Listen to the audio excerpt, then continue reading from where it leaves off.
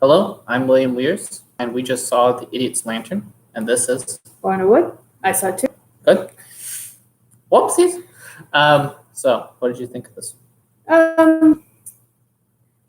So it's another mass media, mass population commentary. I hope I wasn't prejudiced by knowing that it was written by the same person who did the Unquiet Dead, which I didn't admire, but I thought it was fine. But I didn't think it really rose to the level of the other ones. That idea that mass communication takes away people's identities or makes them unable to think or whatever, it's just been done so often.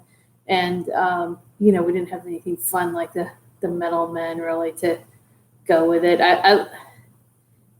I like the facelessness. I thought that was effective. I'm not sure it got the bang that it wanted to get out of having it set amidst the coronation of Queen Elizabeth. Maybe it's just that I don't really get a bang out of royal business. It's nothing wrong with it, but nothing that lifted it above the ordinary for me. Well, I think there were some things wrong with it, though. That supporting actor who played the detective was god awful. Oh my god. Oh, really? The police detective? Yeah, he had some really bad line reads that stuck out to me. Like what? Oh, it's the television or something like that. I was like, oh my god. And he had the great one-liner where like the villainous alien goes on this monologue and goes, oh, it's color TV. And the line just dies. Like, it's a funny line, but it just I didn't even hear it. Yeah. He doesn't deliver it well. But it's a funny line. Yeah, because he should have said, oh, it's color TV. Right. It should have been really funny. But and color should have been a big deal because it was a big deal when it came in and no one had seen color before on TV, even though they'd seen it in movies. Right. So I felt like that was part of the problem. On the other hand, maybe, I noticed a little roboticness in some of his delivery, and I thought maybe they were trying for that so we would feel insecure about which side he was on, what he was, I think you're giving me too much credit. Okay. Sorry. I think it was just that, Doctor Who casts every British actor in existence, and sometimes they cast a bad actor. I also felt as if I didn't really like the ending with the gay son reconnecting with his abusive father. If he's gay, I mean, who knows? Lots of fathers like that would think that a son who was considerate and was gay, regardless. He didn't like. I don't know. We've discussed my gaydar before. Maybe it just needs a tune-up, but he wasn't played, so that you could tell either way. I thought. Right, but it just seems there's been a lot of gay characters in the show, and Russell T Davies is always trying to insert a gay character. I have a feeling he was supposed to be gay. Yes, I did also wonder about his going back to the dad, but I don't know that he went back to him as much as just sort of saw him off, and so that if he could change the dad, he wouldn't feel like everyone had turned against him, and there was no path back for him. So I'm not sure that it was a full reunion. And the fact that the dad sort of gave the suitcase to him suggested that the dad, at least at that low point in his life, was recognizing that there was something to be said for a son who had a lot of consideration for other people. Now, but the dad was a frustrating character because I feel like he could have had more depth, because clearly the idea was that he'd gone to war and had developed PTSD and depression. There should have been, instead he just felt like a bad Nicholas Sparks abusive husband. Well, I agree, because first of all, he didn't come off that way. He came up, and I actually think that it was sort of left up in the air as to whether he was sort of like that before the war, and the war just made him worse, or they just had a break from him and then he came back. But he, it didn't see.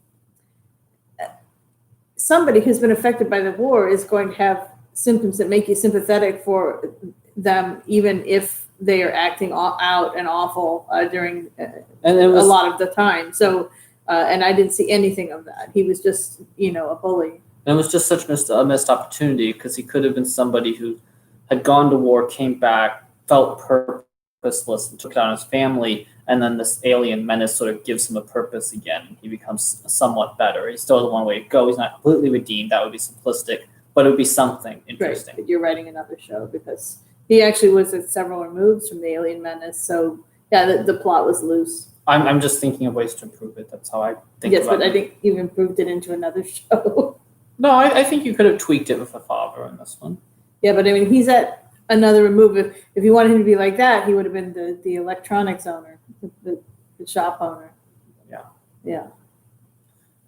I just feel like it could have been interesting to do, and it would have given the episode more depth. I thought that was the biggest problem with this episode, just lack of depth. Yes. Also, the villain, I like the idea. She's on TV. She's sort of an old-timey presenter. That was all good, but when she started yelling hunger, that was too campy for me.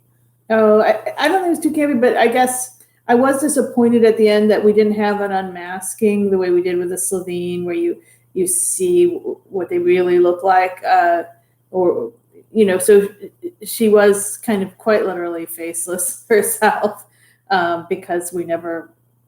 I mean, I know she was supposed to be electric, but she could still have had a form like on some campy TOS Star Trek thing where they had and it looked sort of like a Christmas tree lights without the Christmas tree. They had a form. What are you thinking? It's a monster that comes on the ship. It's all energy or whatever. Okay. In the original series. I just don't know which one you're referring to. But I don't know either. Sorry. It's nothing to write home about. I was just talking about that particular effect. Sure. And it gave the monster more of a character because it had a form. Yeah, it's too bad because usually I feel like Doctor Who does a good job. Even if the monster's monstrous, there's something extra level, whether it be literal or just something. And here, no. Well, I think possibly the idea was to very strongly identify the monster with the monstrous nature of mass media, particularly television. But I think it has to have a separate form that embodies the threat, but is different. That's how I write my horror, anyway. Yeah. Now the original script the idea was it would be like this addictive theme tune or hum or something melody that would affect people, and I'm wondering if that would have been more interesting. Except that they've done a lot of that with earbuds and things already. So. That's true. They were worried it wouldn't work visually, but I don't know. I feel like it might have been a little more interesting than just evil TV. With that being said, I thought there were good things about the episode. Did you? Well, I thought it was, I thought that, obviously the coronation of Queen Elizabeth was a very important national moment in Britain. And of course, as a vaguely anti-royal American, I just can't appreciate that. But I do understand that historically that would have been, it's interesting to look and think about how that would have been experienced if people had television. And there's been a lot of speculation about that, especially since the Diana's wedding. She Princess Diana. I see. I'm bad with titles. Sorry, all you Brits and Commonwealth people out there. Anyway, since her wedding to Prince Charles, I think there's been a lot of speculation about what it would have been like if we'd had that for a greater mass of people watching. Yeah, I thought the suspense was good. The build up to the lack of face was good. The lack of face was definitely a striking visual. Except for the one time when the lack of face was on a body that was lying on the ground and it sort of looked like a pantyhose pulled over their heads, and I think it was. Probably.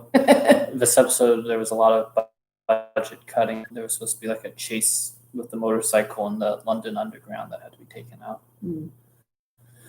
But I thought that was good. I liked the doctors sort of going off when Rose's face was taken. I was kind of wondering, what would happen there because he was not, even for the doctor, he seemed a little out of control.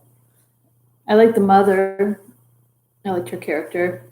She was downtrodden, but had a very, what I think of as kind of a British core of steel. As heavy-handed as it was, I really liked the speech the son gives to his father about you went to fight in war to make sure that we could do this and that, and now you become like them. I thought that was well done. Yeah, my only problem with that is, I came of age in the 70s and I saw what we did with it. It wasn't, we didn't make the best use of that gift. No, but it was better than Nazi. But I thought it was, relevant to now. And so I appreciated that, even though it was dealt with all the subtlety of a sledgehammer. Right, and even though we never really saw the war in the dad, just the bullying. Right. I thought some of the humor with the dad when the doctor and Rose first barge in was well done. The joke Yes. about the Union Jack and all that nonsense. I thought that was good. Well, that's, yeah. Yeah.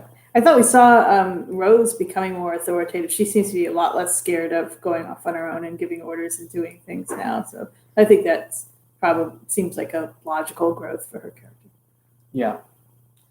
And I liked the doctor and Rose's reunion at the end. I thought that was sweet. I wish we could have gotten some sort of line at the beginning, just sort of reminding us that Mickey's been gone. It would have been nice. Out of sight, out of mind.